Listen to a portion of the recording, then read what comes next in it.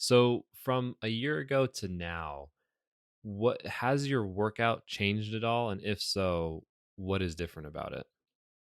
I would say that maybe now I try to jump for a little bit longer just because I build up my endurance. Hmm. And that's what I said actually when I started. I had a goal, and my goal was to be able to jump rope for half an hour. Oh, And I wow, didn't that's a expect, big goal. yeah. And I Like said, half an not, hour, no breaks, or just like as a no, I workout? mean, obviously with breaks because I Okay. could never do it without a break. But it was just a goal of mine. It was actually May 13th, 2019. I remember I was sitting in my office and I said, I got this jump rope and I want to be able to jump for half an hour in 1 year. Hmm. And honestly, I accomplished that goal way before the 1 year. That's awesome. And with that app that I was using, I started to get into like the mountain climbers and started to doing more like body weight exercises, strength training, and that also helped me to get a little bit stronger. So it helped me get the double unders. I honestly feel like I've had like a slow progress compared to some of the people that I see in the community. I see that they just started a little bit ago and they're like so far ahead of the game.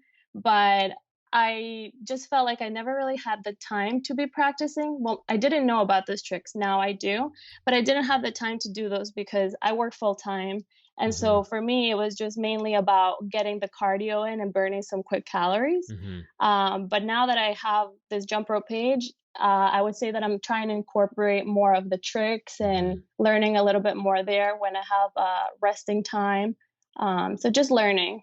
I think a big piece of, viewing the other people who are learning skills really quickly.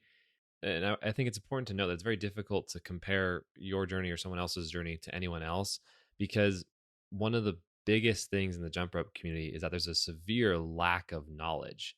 Like while there are a lot of tutorials that go out, compared to other industries, there is a very minimal amount of information that exists.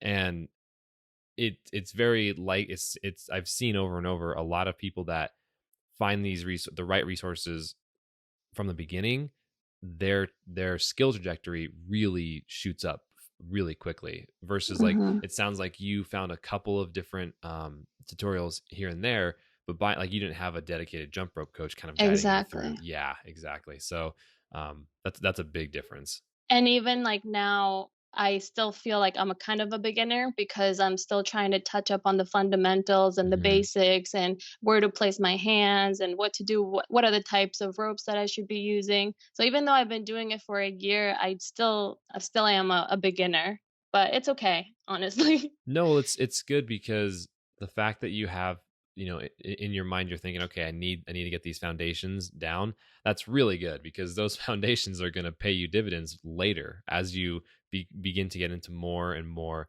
skills and stuff. It's going to be huge, especially as someone who's watched a lot of people go through that process. That's going to really be a very positive thing later for sure. Um, Yeah, and I'm hoping that with that I can, give better advice and help the people that I have motivated and inspired. I'm like, I can't give them advice if I don't know what I'm doing? So I need to learn, make sure that I'm good before I can pass on that information to them.